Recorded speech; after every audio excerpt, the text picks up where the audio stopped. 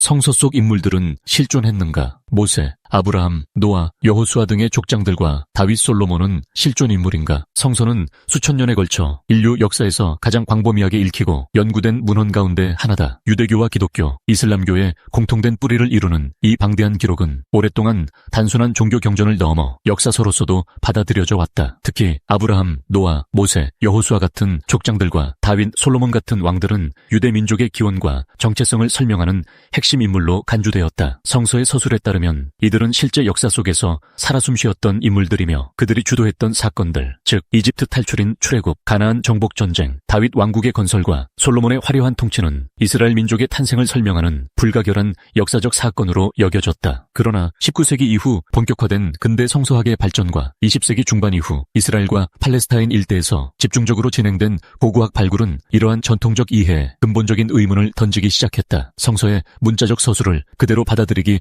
어렵게 만드는 수많은 증거들이 축적되면서 오늘날 학계에서는 성서에 등장하는 주요 인물들의 역사적 실존 여부와 사건들의 역사성에 대해 진지하고도 복잡한 논쟁이 계속되고 있다. 오늘은 그 논쟁의 핵심 쟁점들을 체계적으로 살펴보고 현대 학문이 성서를 어떤 시각으로 접근하는지를 폭넓게 검토한다. 한번 이런 상상을 해보시죠. 올림픽 경기장 한가운데서 무려 40년 동안 그 200만 명이나 되는 사람들이 모여서 초대형 야영을 했습니다. 와, 200만 명이면 정말 엄청난 규모네요. 그렇죠. 그리고 수천 년이 지난 지금 고고학자들이 바로 그 자리를 파헤칩니다. 여러분이라면 당연히 엄청난 양의 쓰레기나 깨진 도기 파편, 불을 피운 흔적들을 기대하실 텐데요. 네, 사람이 살았다면 당연히 뭐라도 나와야 정상이죠. 수많은 무덤들도 있을 거고요. 맞아요. 그런데 막상 모래를 파보니 아무것도 없습니다. 정말 단 하나의 흔적도 말이죠. 아주 흥미로운 가정법이네요. 오늘 우리가 여러분과 함께 뛰어들릴 이번 심층 분석의 주제가 바로 이 지점에서 시작됩니다.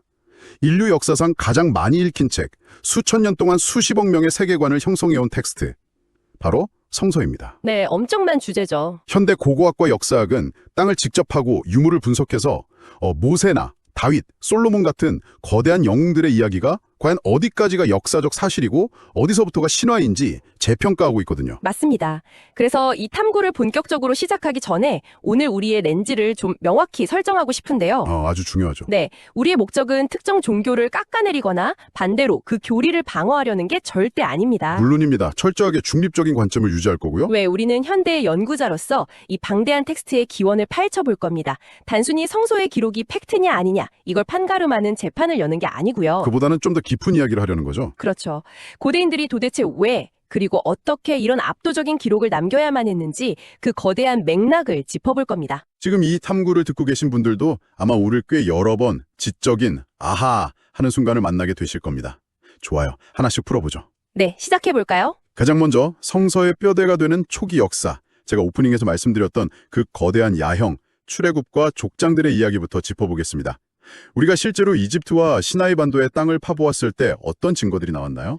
일단 성서의 시간대 순서대로 그 아브라함과 노아 이야기부터 짧게 짚고 넘어가죠. 네, 아브라함부터요? 아브라함이 메소포타미아의 우르를 떠나서 가나안으로 이동했다는 기록이 성서의 핵심적인 시작점이잖아요. 그렇죠. 아주 중요한 대목이죠. 하지만 고고학자들이 수십 년간 그 경로를 추적했음에도 아브라함이라는 개인의 이주를 뒷받침할 물질적 유물이나 외부 행정 기록은 전혀 발견되지 않았습니다. 노아의 방주도 마찬가지고요. 제가 자료를 읽어보니까 사실 노아의 방주 같은 대홍수 이야기는 고대 근동 지역의 일종의 유행하는 서사였더라고요. 정확히 보셨습니다. 수메르 신화의 지우스드라나 바빌로니아의 길가메시 서사시에도 똑같은 대홍수 모티프가 등장하잖아요. 맞아요. 국지적인 큰 홍수 피해는 잦았겠지만 전 지구적인 대홍수는 역사적 사실이라기보다 고대 근동 전체가 공유하던 신화적 은유에 가깝다고 학계는 보고 있습니다. 그렇군요. 하지만 학계에 정말로 큰 충격을 준 건 바로 모세와 출애굽에 대한 고고학적 발굴 결과였습니다.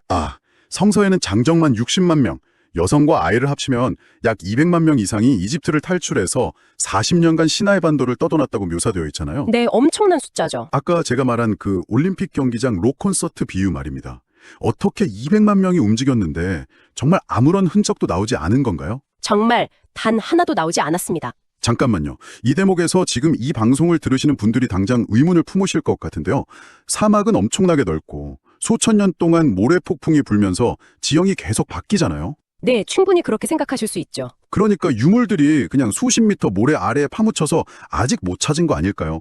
증거를 못 찾았다고 해서 그 사건 자체가 없었다고 단정할 수는 없는 거 아닌가요? 아주 날카롭고 당연한 의문입니다. 하지만 현대 고고학의 기술력을 과소평가해선 안 되거든요. 아, 기술이 엄청나게 발전했나요? 그럼요. 오늘날의 고고학은 위성 이미지나 지표2과 레이더 같은 첨단 장비를 동원해서 아주 정밀한 조사를 벌입니다. 그렇군요. 실제로 시나이 반도에서는 기원전 3000년 전 겨우 수십 명 규모의 유목민들이 잠시 머물렀던 계절성 화덕 자국이나 소량의 도기 표편들도 고스란히 발굴해내거든요. 와, 수십 명이 잠시 머문 흔적도 찾아내는데 200만 명이 40년을 머문 흔적이 흙먼지 하나 없다는 건 네, 그건 정말 말이 안 된다는 거죠. 게다가 결정적인 교차 검증 자료가 또 있습니다. 어떤 자료죠? 당시 후기 청동기 시대의 이집트는 행정 관료제가 극도로 발달해서 그 국경 초소의 일지나 외교 문서들을 강박적일 정도로 꼼꼼하게 남겼습니다. 이집트인들이 기록의 달인들이었잖아요. 맞아요. 이른바 아마르나 문서 같은 것들이 대표적인데요. 그런데 이집트의 그 방대한 점토판과 파피루스 그 어디에도 수십만 명의 히브리 노예가 대규모로 탈출했다거나 모세라는 지도자가 파라오와 대결했다는 단 한 줄의 언급조차 없습니다. 와, 200만 명이면 이집트 경제가 완전히 휘청거릴 정도의 대규모 노예 탈출인데 그런 기록이 하나도 없다니 정말 미스테리네요. 네, 여기서 매력적인 부분은 이스라엘의 저명한 고고학자 이스라엘 핑켈슈타인과 닐 애셔 실버맨의 연구인데요. 그분들은 뭐라고 분석했나요? 이 거대한 탈출국이 사실은 훨씬 후대에 정교하게 만들어진 그 민족 기원 신화일 가능성이 높다는 겁니다. 그렇다면 아예 날조된 가짜 이야기라는 뜻인가요? 완전한 날조라고 보기는 어렵습니다. 과거의 극소수의 무리, 예를 들어서 가나안 출신의 일부 노예들이 이집트에서 탈출해 고향으로 돌아간 아주 작은 역사적 경험은 분명 있었을 겁니다. 작은 불씨 같은 기억이 있었군요. 네, 그런데 이 작은 기억이 수백 년의 세월을 거치면서 훗날 이스라엘이라는 국가가 자신들을 하나로 결속시키기 위해 아주 거대한 스케일의 건국 서사시로 부풀려서 재구성했다는 거죠. 그렇군요. 그렇다면 우리의 논리적 흐름상 아주 거대한 모순에 부딪히게 되는데요. 어떤 모순이죠? 이스라엘 민족이 그 200만 명이라는 엄청난 규모로 이집트를 탈출해서 가나안을 밖에서부터 정복한 게 아니라면 도대체 이스라엘 사람들은 어디서 갑자기 나타난 겁니까? 아, 이스라엘의 진짜 기원에 대한 질문이군요. 네. 그 여호수아가 나팔 소리로 무너뜨렸다는 그 유명한 여리고성 전투는 대체 어떻게 된 거고요? 그 여리고성 전투 역시 밖에서 침략해왔다는 서사의 하이라이트죠. 하지만 고고학자들이 층위학이라는 기법을 써서 땅을 깊이 파 내려가 봤습니다. 층위학이요? 지층을 분석하는 건가요? 네, 지층을 시루떡처럼 시대별로 겹겹이 분석해보는 건데요. 이스라엘 민족이 가나안에 들어왔다고 여겨지는 기원전 13세기 후반, 즉 후기 청동기 시대의 여리고성 지층을 보니까요. 보니까 어떻게 되어 있었나요? 이미 수백 년 전부터 아무도 살지 않는 완전한 폐허 상태였습니다. 무너뜨릴 성벽 자체가 아예 없었다고요? 그렇습니다. 성벽은 존재하지도 않았어요. 성서에 등장하는 또 다른 주요 정복지인 아이성 역시 마찬가지였습니다. 아, 아이성이요? 네, 흥미롭게도 그 아이라는 단어 자체가 히브리어로 폐허라는 뜻이거든요. 오랫동안 사람이 살지 않던 곳이었죠. 와, 밖에서 들어와서 무력으로 정복한 증거가 전혀 없다면 남는 논리적인 결론은 하나뿐이네요. 이들은 외부에서 온 침략자가 아니라 처음부터 그냥 그곳에 살고 있던 사람들이었다고요? 빙고입니다. 현재 학계에서 가장 광범위한 지지를 받는 새로운 학설입니다. 이스라엘 민족의 진짜 기원은 외부에서 유입된 정복자가 아니라 가나안 지역 내부에서 자생적으로 형성된 내부자들이라는 거죠. 가나안 내부자들이요? 어떻게 그렇게 된 건가요? 기원전 12세기 무렵에 지중해 동부를 휩쓴 기후 변화와 경제적 붕괴 여파로 가나안의 기존 도시국가들이 무너지게 됩니다. 아, 청동기 시대의 붕괴군요. 네, 맞아요. 이때 살기 어려워진 하층민과 농민들이 도시를 버리고 팔레스타인 중부의 아주 척박한 산악지대로 새며들어서 소규모 촌락들을 형성하게 된 거죠. 그러니까 완전한 타인이 아니라 일종의 피난민들이 모여서 새로운 공동체를 만든 거군요. 그런데 그들이 원래 가나안 원주민들이라는 걸 땅속의 유물만 보고 어떻게 그렇게 확신할 수 있죠? 초기 이스라엘의 산악촌락 유적에서 나온 물질 문화를 다 분석해 본 거죠. 토기의 형태나 곡물을 저장하는 방식, 집을 짓는 건축 양식을 가나안 사람들의 것과 비교해 보았거든요. 결과가 어땠나요? 완벽히 똑같았습니다. 이들이 완전히 이질적인 문화를 가진 외부인이 아니라는 결정적 증거죠. 와, 신기하네요. 그런데 이 수많은 촌락 유적을 파헤치던 고고학자들이 아주 기묘하고 결정적인 차이점 하나를 발견합니다. 여러분, 여기서부터 진짜 흥미로워집니다. 지금 이 탐구를 들으시는 당신의 귀를 쫑긋하게 만들 이야기인데요. 토기도 같고 건축 양식도 완전히 똑같은데 딱 한 가지 유일하게 발견되지 않은 동물뼈가 있었다고요? 네, 그 수백 개의 초기 이스라엘 촌락 유적지 그 어디에서도 단 하나의 돼지뼈도 나오지 않았습니다. 돼지뼈가 하나도 없었다고요? 네, 반면에 그들과 이웃해서 살던 해안가의 블레셋 사람들의 유적에서는 돼지뼈가 엄청나게 쏟아져 나오거든요. 잠깐만요. 그게 왜 그렇게 중요한 건가요? 단순히 돼지고기 맛을 싫어했던 걸 수도 있잖아요? 이건 단순한 식성 문제가 아닙니다. 그 척박한 산악지대에서 돼지를 기르는 것 자체가 경제적으로 매우 비효율적이거든요. 아, 돼지가 물을 많이 먹어서 그런가요? 맞아요. 돼지는 양이나 염소와 달리 젖이나 털을 제공하지도 않고 인간과 똑같은 곡물을 먹으면서 물을 엄청나게 소비하죠. 하지만 고고학자들이 보는 더 중요한 이유는 바로 사회적 경계짓기입니다. 사회적 경계짓기요? 네. 저 아래 해안가에 사는 블레셋 놈들은 더러운 돼지를 먹지만 우리는 안 먹어. 같은 식의 강렬한 문화적 금기인 거죠. 아하, 그러니까 원래는 다 비슷한 가나안 원주민들이었지만 산속으로 도망쳐온 사람들이 자신들만의 새로운 정체성을 만들어가기 위해서 돼지고기를 안 먹는 방식을 선택했다는 거군요. 정확합니다. 우리가 무엇을 안 먹는지가 우리가 누구인지를 결정한다는 식으로요. 야, 완벽하게 이해가 됩니다. 물질 문화가 동일하다는 점 속에서 종교적이고 문화적인 금기가 어떻게 하나의 새로운 민족성을 탄생시켰는지 그 역사적 과정이 생생하게 보이네요. 네, 바로 그게 고고학의 매력이죠. 정말 놀랍습니다. 그런데 여기서 논리적인 충돌이 하나 또 생깁니다. 초기 이스라엘의 정체성이 가나안 문화 내부에서 파생된 것이라면 그들의 종교는 도대체 언제 어떻게 시작된 거죠? 아, 야훼 신앙 말씀이시군요. 네, 성소가 그토록 강조하는 이스라엘의 철저한 유일신 신앙 말입니다. 이것도 가나안 사람들의 종교에서 영향을 받은 건가요? 성서만 읽어보면 이스라엘 민족은 아주 초기부터 오직 한 분, 야훼만을 굳건하게 믿은 것처럼 묘사되잖아요. 그렇죠. 십계명에도 나오고요. 하지만 고대의 비문과 유물들이 들려주는 이야기는 훨씬 더 복잡합니다. 초기 이스라엘의 종교는 사실 가나안의 다신교적 토양 위에 서 있었거든요. 다신교요? 야훼 말고 다른 신들도 같이 섬겼다고요? 네. 쿤틸렛 아즈로드라는 고대 유적에서 학계를 발칵 뒤집어 놓은 비문이 하나 발견됩니다. 어떤 내용이었나요? 기원전 8세기경의 유물인데 거기엔 이렇게 적혀 있었습니다. 사마리아의 야훼와 그의 아세라의 이름으로 당신을 축복하노라. 잠시만요. 우리가 아는 성소의 그 전능한 하나님에게 아내 혹은 짝이 되는 아세라 여신이 있었다고요? 네, 고대 기록에 그렇게 남아 있습니다. 와, 이건 마치 엄청 유명한 소설의 초고를 딱 발견했는데 우리가 아는 그 고독하고 완벽한 단독 주인공에게 원래 파트너가 있었다는 사실을 알게 된 것 같은 충격이네요. 비유가 아주 찰떡 같네요. 근데 혹시 그건 그냥 그 지역의 일부 이단적인 소수파가 남긴 기록 아닐까요? 처음엔 학자들도 그렇게 의심을 했죠. 하지만 기원전 8세기에서 7세기 사이에 이스라엘 전역의 평범한 가정집 유적을 파보잖아요. 네, 파보면요. 풍요와 다산을 상징하는 아세라 여신상들이 거의 집집마다 무더기로 쏟아져 나옵니다. 집집마다요? 네, 이건 아주 공식적이고 보편적인 신앙이었다는 증거죠. 당시 야훼는 처음부터 유일신이 아니라 가나안 여신 아세라와 함께 숭배되던 여러 신 중 하나였던 겁니다. 와, 진짜 충격적이네요. 그렇다면 우리가 아는 그 철저한 유일신 신앙은 대체 언제 완성된 겁니까? 이것을 더 큰 그림과 연결해보면 이스라엘의 유일신 신앙이 하루아침에 하늘에서 뚝 떨어진 게 아니라는 걸 알 수 있습니다. 점진적으로 발전한 건가요? 맞습니다.